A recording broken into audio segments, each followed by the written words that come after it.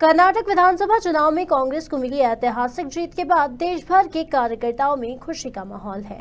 तो वहीं कर्नाटक में कांग्रेस को मिली जीत को लेकर इंदौर के वरिष्ठ भाजपा नेता पंडित सत्यनारायण सत्तन का कहना है कि कांग्रेस ने स्थानीय मुद्दे उठाए जिनका उन्हें फायदा मिला है। खबर मध्य प्रदेश छत्तीसगढ़ से खास चर्चा में उन्होंने एक बार फिर केंद्रीय मंत्री ज्योतिरादित्य सिंधिया पर जमकर हमला बोला और मध्य प्रदेश में भाजपा को मजबूत बताया। कर्नाटक चुनाव के परिणाम आना शुरू हो गए। रुझानों में कांग्रेस की जीत साफ तौर पर नज़र आ रही है। मेरे संग इस समय मौजूद है बात करने के लिए सत्यनारायण सत्तन जी, राष्ट्रीय कवि हैं, पूर्व विधायक हैं, बीजेपी के वरिष्ठ नेता हैं। सर, कर्नाटक चुनाव के आज परिणाम आ रहे हैं, रुझान में कांग्रेस को बढ़त मिलती, कैसे देखते हैं? इसमें क्या देखना है? जिसको बढ़त मिल रही है उसको बढ़त मिल रही है, मतलब जनता की मानसिकता कांग्रेस के पक्ष में है, इसलिए जीत रही है। जनता जनार्दन ने जो अपने मत की अभिव्यक्ति की है वो इस बात के परिचायक है कि उन्हें कर्नाटक में कांग्रेस को बैठा करके अपने शासन को चलाना। जनता ने क्या ऐसा हो रहा है क्योंकि बीजेपी को बाहर का रास्ता दिखाया, क्योंकि प्रधानमंत्री हो, राष्ट्रीय गृह मंत्री हो, राष्ट्रीय अध्यक्ष, तमाम रोड शो किए हैं, रैलियाँ की हैं। प्रयत्न करना मनुष्य का धर्म है और अपने सत प्रयत्नों के माध्यम से जनता जनार्दन के दिल और दिमाग पर अपना असर डाल करके अपने पक्ष में करना ही राजनीति। तो सकारात्मकता और विचारधारा इन दोनों के बीच में तालमेल नहीं बैठ पाया, इसका परिणाम है। गुरुजी, बजरंगबली का भी एक हो रहा है कर्नाटक चुनाव में, काफ़ी संकट कटे मिटे सब पीरा, जो सुमिरे हनुमत बलबीरा, और देवता चित्त न धरही, हनुमत से ही सर्व सुख करही। जिन्होंने हनुमान जी की सेवा करी वहाँ पर हनुमान जी का प्रकटोत्सव भी माना जाता है कि वो उसी इलाके के थे। तो भगवान हनुमान जी की कृपा मान लो, क्योंकि जय हनुमान बहुत गूंजा है वहाँ पर। जो हनुमान जी का स्मरण जिन्होंने श्रद्धा भाव से किया वो विजेता हो गए। कांग्रेस तो कह रही बजरंगबली का आशीर्वाद मिला है हमें। नहीं तो कांग्रेस अगर ऐसा कह रही तो बजरंगबली का आशीर्वाद तो उस आदमी को मिलता ही है जो मन, वचन और कर्म की एकाग्रता के साथ उनकी आराधना करे है। क्योंकि आदमी भगवान बजरंगबली से मांगता क्या है? बल बुद्धि विद्या देहु मोहि हरऊ कलेश विकार। ये उसकी कामना रहती है कि आप हमें बल, विद्या और बुद्धि प्रदान करो और हमारे विकारों का हरण करो। अब कांग्रेस ने अगर उनकी आराधना की है तो इस भाव से ही की है कि इनके विकार तो बहुत ज़्यादा बढ़ गए थे, अब वो विकार से संस्कार की तरफ जा रहे हैं तो बजरंगबली याद आ रहे हैं। और बजरंगबली ने अगर उनकी भावना शुद्ध थी तो ये प्रसाद दे दिया जनता ने मिल करके उन्हें। क्या कारण माना जाए बीजेपी के इस रुझान तो आ रहे हैं, कांग्रेस की जीत के हार नज़र आ रही है, क्या वजह मानी जाए? वजह तो स्थानीय आदमी बता सकता है, यहाँ पर बैठ कर के केवल कल्पना ही की जा सकती है। क्योंकि चुनाव में जय और पराजय संगठन के द्वारा निर्धारित कार्यक्रमों और कार्यकर्ताओं के द्वारा की हुई गतिविधियों पर आधारित होते हैं। उससे ही जनता का संतोष और असंतोष पैदा होता है। संतोष और असंतोष के पैदा होने का मूल कारण क्रियात्मकता है। वो क्रियात्मकता यदि पटरी से उतर जाए तो पराभव का मुंह देखना पड़ता है। कहीं ना कहीं राजनीतिक क्षेत्र में और जनता की नज़र में भारतीय जनता पार्टी की मानसिकता रुचिकर नहीं बैठी। उन्होंने जहाँ रुचिकर थी, जो स्थानीय मुद्दों पर अपने आप को व्यवस्थित करने का आश्वासन देते थे, उनके साथ चली गई।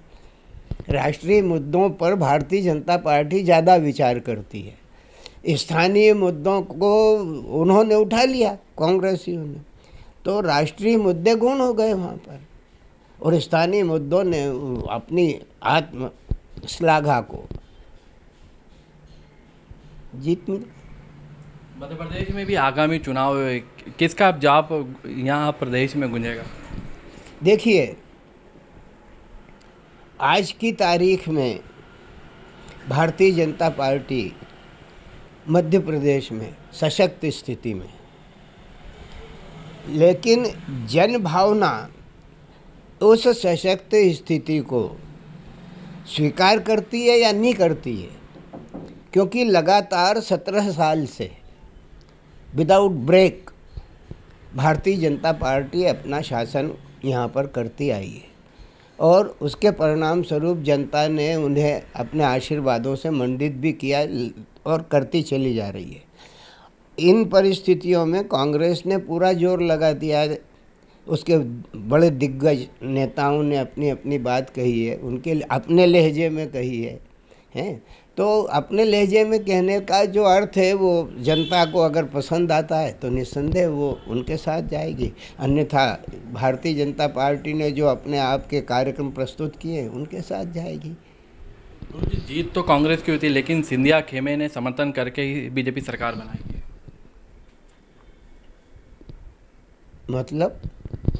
मतलब सिंधिया का बीजेपी में जाना, फिर सरकार बनना, उनके मंत्रियों का फिर पद पे आना, उनके विधायकों पद पे आना, इसमें क्या नई बात बोल रहे हैं आप? सरकार जो बनी वो कांग्रेसियों के आपाधापी और लालच और सत्ता के मोह के परिणाम स्वरूप भारतीय जनता पार्टी की सरकार मध्य प्रदेश में बनी। तो इससे यही प्रकट हुआ ना कि कांग्रेस में काम करने वाले सत्ता के प्रति कितने आग्रहशील होते हैं कि वो अपनी मात्र संस्था को भी धोखा दे करके सत्ता के कुंड में स्नान करने के लिए दूसरी पार्टी ज्वाइन कर लेते हैं। और रहा प्रश्न माधवराव जी सिंधिया के परिवार का या ज्योतिरादित्य जी सिंधिया का, तो ये पूरा का परिवार जो है इस तरीके के दल बदल की कार्यवाही ऐतिहासिक रूप से करता आया है। इनमें एक महनीय माता थी जो राजमाता के नाम से विजया राजे सिंधिया जी जो थीं वो राजपूत थीं और सिंधिया परिवार की महती राजमाता थीं। उनका जो वाक्य था वो स्थिर होता था और वो अपने अडिग विचारधारा के लिए जानी जाती थीं। उन्होंने अपने संकल्प से द्वारिका प्रसाद मिश्रा की सरकार को गिला करके अपनी भावनाओं को प्रश्रय दिया था और भारतीय जनसंघ को उस समय उन्होंने अपने साथ में लेकर के उस खेल को रचा। तब से भारतीय जनसंघ जो है अपनी मजबूती के साथ यात्रा करता हुआ देश के सर्वोच्च सत्ता सिंहासन पर पहुंचा है। उसमें महत्वपूर्ण योगदान मध्य प्रदेश की राजमाता विजया राजे सिंधिया जी का है। दूसरा मध्य प्रदेश के ही, लेकिन वो तो राष्ट्र के विश्व के अभिनव नेता अटल बिहारी वाजपेयी का है। मध्य प्रदेश में क्या शिवराज सिंह चौहान के चेहरे पर ही चुनाव लड़ा जाएगा या कोई नया आप देखते हैं? शिवराज सिंह जी का जहाँ तक प्रश्न है, उन्होंने अपनी छवि जनता के अंतर्मन में स्थापित करने में कुछ हद तक कामयाबी हासिल की है। बहन बेटियों के बात को लेकर के लाडली लक्ष्मी से लगा करके लाडली बहना तक की जो यात्रा है वो इस बात का परिचायक है कि उनके मन में एक वर्ग विशेष के प्रति अनुराग की भावना है और उस अनुराग की भावना से प्रभावित होकर के हम सभी जिस देश में रहते हैं उस देश को पुल्लिंग के बजाय मात्र संस्था से जोड़ते हैं और हम भारत माता की जय बोलते हैं। एक बयान है जो एक वीडियो काफ़ी वायरल हुआ था, बीजेपी घुस गई फाटक में, क्या इसका होता है? निर्णय बता रहा है, निर्णय बता रहा है, कर्नाटक का निर्णय बता रहा है। उसको भी एक्सप्लेनेशन करने की जरूरत थोड़ी, अब तो निर्णय सामने है। कांग्रेस ही कह रहे हैं कि अब तो जो बीजेपी जो घुसी फाटक में थी उसको बाहर निकाल दिया है। कांग्रेस को कहना है कि बीजेपी को वहाँ से दरखास्त कर दिया, फाटक से बाहर निकाल दिया गया। कांग्रेस खुशी की लहर है। खुशी की लहर तो मनाए ना, मैंने तो पहले ही कहा था ये बात है। अब उसको लोग नहीं समझे और आप भी नहीं समझ रहा तो मैं क्या करूँगा? आप ही मेरे से उल्टा ही क्वेश्चन कर रहे हो। आप भी जिस बात को समझ में ना, तो ये कहा बीजेपी घुस गई फाटक में है, घुस गई फाटक में। अब फाटक में घुसने का परिणाम ये है कि एक बार मिल गया, दूसरी बार निर्णय आ गया, अब फाटक बाहर है। तो जीत और हार प्रजातंत्र की सफलता की निशानियां हैं और रोटी को पलट करके सेक करके खाने की प्रक्रिया का उदाहरण है कि रोटी कच्ची है या पक्की है। इसका मतलब है जनता ने तय कर दिया कि पिछली सरकार जो थी वो उतना बड़ा संतुष्टिकरण दे पाने में कामयाब नहीं रही जिसकी अपेक्षा जनता जनार्दन ने की थी। गुरुजी, आगामी चुनाव में युवाओं का कितना महत्व रहेगा? हर चुनाव में कभी का भी चुनाव हो, कहीं का भी हो, युवाओं का ही महत्व रहता है। निर्देशक जो होते हैं वो निर्देश करते हैं, रीति नीति स्थापित करते हैं और उसको आचरित करता कार्यकर्ता। अब वो कार्यकर्ता युवा भी हो सकता है, प्रौढ़ भी हो सकता है और वृद्ध भी हो सकता है। लेकिन भारतीय जनता पार्टी में जो उम्र की दराज स्थिति को लेकर के कार्यवाही की गई उसका असर भी है। धन्यवाद गुरुजी। तो बिल्कुल साफ तौर पर सत्यनारायण सत्तन जी का कहना है कि जो कर्नाटक में चुनाव हुए हैं वो कांग्रेस ने स्थानीय मुद्दों को बुनाया है और बीजेपी की एक करारी हार है। वहीं बीजेपी एक मजबूत स्थिति में मध्य प्रदेश में भी नज़र आ रही है। तो लेकिन सिंधिया जो खेमा है वो हमेशा ही दल बदलता रहा है।